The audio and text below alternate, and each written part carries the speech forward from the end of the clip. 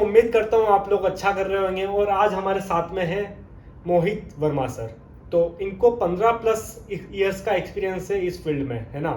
और इनके पढ़ाए हुए बच्चे एम्स दिल्ली, लेडी हार्डिंग, मौलाना आज़ाद जैसे कॉलेज में ऑलरेडी अपनी ग्रेजुएशन कर रहे हैं और कुछ लोग तो डॉक्टर बन भी चुके हैं। तो आइए जानते हैं इनसे कुछ क्वेश्चंस। मेरे पास 2-3 सवाल हैं सर। पहला सवाल कि हाल ही में जो नीट 2025 का एग्जाम हुआ है उसके बारे में आपकी क्या राय है?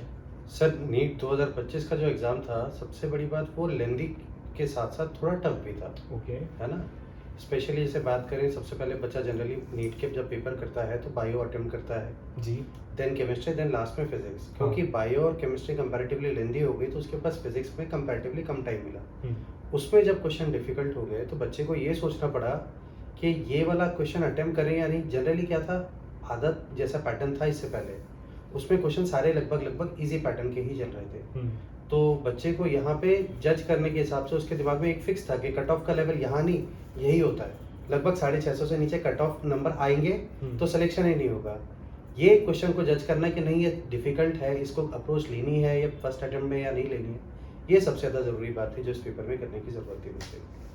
ओके सर, तो नीट अथॉरिटीज़ ने जो एग्जाम्पल सेट किया है कि पेपर के लेवल में यहाँ पे चेंजेस भी हो सकते हैं, कुछ चेंजेस अपन को आने वाले साल में दिख सकते हैं। तो उसके रिगार्डिंग आपके लिए आने वाले एक्सपीरियंस जो 2026, 27, 28 में आएंगे उनके लिए आपके लिए क्या राय है? देखिए, नीट का पेपर कोई भी अथॉरिटी बनाए, कोई भी टीचर अगर ये कह रहा है कि वो 100% प्रेडिक्ट कर सकता है तो वो तो गलत है।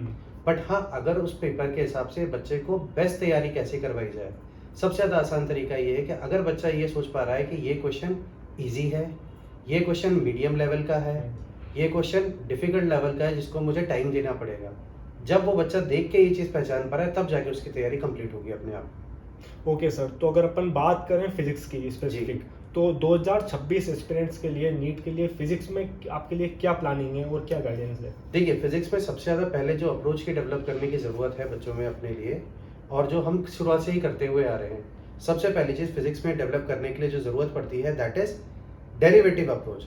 अभी का जो पेपर था उसके लिए सबसे ज़्यादा एग्जामिनेशन में रिक्वायरमेंट थी डेरिवेटिव अप्रोच की।